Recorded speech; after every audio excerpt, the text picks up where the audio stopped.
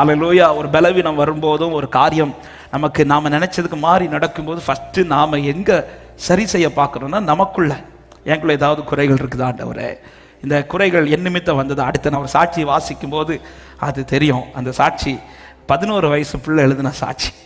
ஆமாம், சாட்சியை வாசிக்கிறேன். எனக்கு வயது 11.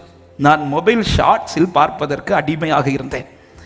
ஜனவரி 1ஆம் தேதி 2025 ஜனவரி 1 அன்று ஒரு பொருத்தனை பண்ணினேன், இனி ஷார்ட்ஸ் பார்க்க மாட்டேன் என்று. ஒரு வாரம் நான் ஷார்ட்ஸ் பார்க்கவில்லை. மறுபடியும் ஷார்ட்ஸ் பார்க்க ஆரம்பித்தேன். அப்பொழுது எனது கண்ணின் அருகில் ஒரு கட்டி வர ஆரம்பித்தது.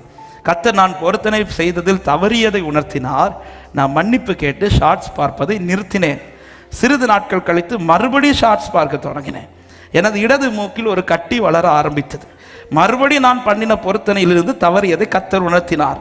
மன்னிப்பு கேட்டு ஷார்ட்ஸ் பார்ப்பதை நிறுத்தினேன். கர்த்தர் சுகம் தந்தார். சிறிது நாட்கள் கழித்து மறுபடியும் ஷார்ட்ஸ் பார்க்க தொடங்கினேன். என் தலையில் டேண்ட்ரஃப் வர ஆரம்பித்தது. அது என் தலை முழுவதும் பரவி என் தலைமுடி உதிர ஆரம்பித்தது. மீன் செதில்கள் போன்று என் தலையிலிருந்து வந்து என் தலை முழுவதும் வெடிப்பாக காணப்பட்டது. மறுபடியும் கர்த்தர் உணர்த்தினார். நான் பண்ணின பொருத்தனை தவறியது. இம்முறை நான் அழுது என் தவறை உணர்ந்து ஜெபித்தேன். மறுநாளிலிருந்து எனக்கு பரிபூர்ண விடுதலை கர்த்தர் தந்தார். என் தலை பழைய நிலைக்கு வர கர்த்தர் உதவினார். இப்பொழுது நான் ஷார்ட்ஸ் பார்ப்பதே இல்லை. இதிலிருந்து கர்த்தர் எனக்கு விடுதலை தந்திருக்கிறார். நல்ல கையை தட்டி ஆண்டவருக்கு மகிமை செலுத்துக பார்க்கலாம். ஹல்லேலூயா. பல பிரச்சனைக்கு காரணமே நாம தான் இல்லை? ஷார்ட்ஸ் பார்க்கிற உள்ளமே இன்னைக்கு இதில் தான் எல்லாருமே அடிக்டாக இருக்கிறோம் இல்லை? இன்னைக்கு ஒரு லெங்தான வீடியோலாம் யாருக்கும் பிடிக்கிறது கிடையாது. ஏன்னா உலகம் அப்படி மாற்றி விட்டுடுச்சு.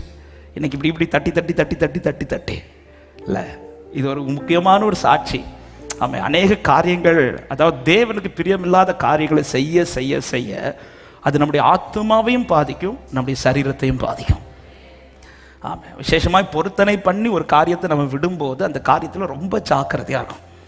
ஆமாம், அந்த பிள்ளை ஆமாம் உண்மையை எழுதியிருக்கிறா இல்லை? உண்மை நான் திரும்பவும் பார்த்தேன். நாமளும் அப்படி தான் பார்த்து கொண்டு இருக்கிறோம்.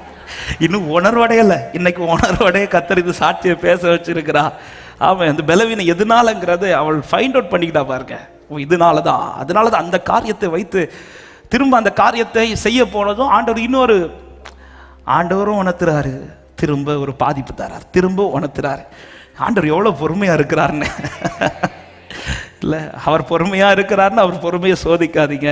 ஆமாம், இப்படிப்பட்ட காரியங்களை அப்புறப்படுத்துவோம் தேவனுக்கு அடுத்த காரியத்தில். ஹல்லேலூயா. இன்னைக்கு எல்லார் கையிலையும் மொபைல் இருக்குது. இன்னைக்கு இந்த ஷார்ட்ஸ் பார்க்கறது, இப்படிப்பட்ட வீடியோஸ் பார்க்கறது, தேவையில்லாத காரியத்தை ஸ்க்ரோல் பண்ணி பார்க்கறது இன்னைக்கு அது எல்லாரையுமே ஒரு அடிக்ட் ஆகிட்டு தான் இருக்குது. அடிக்ட் ஆகி இது நம்முடைய நேரத்தை அதிகம் பறிக்கிறது, நம்முடைய ஆத்மாவுக்கு தீமையை விளைவிக்கிறது, நம்முடைய சரீரத்துக்கு பாதிப்பை உண்டாக்குகிறது. எனவே அன்போடு சொல்லுகிறேன், வாலிப பிள்ளைகளுக்கும் இந்த வார்த்தையை சொல்லுகிறேன், பெரியவர்களுக்கும் சொல்லுகிறேன்.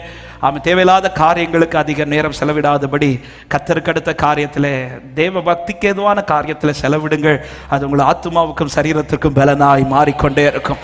சத்தமா ஆமென் சொல்லுங்க பார்க்கலாம்.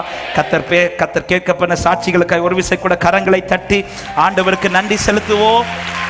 கர்த்தர் நல்லவர். கர்த்தருக்கு மகிமை உண்டாவதாக.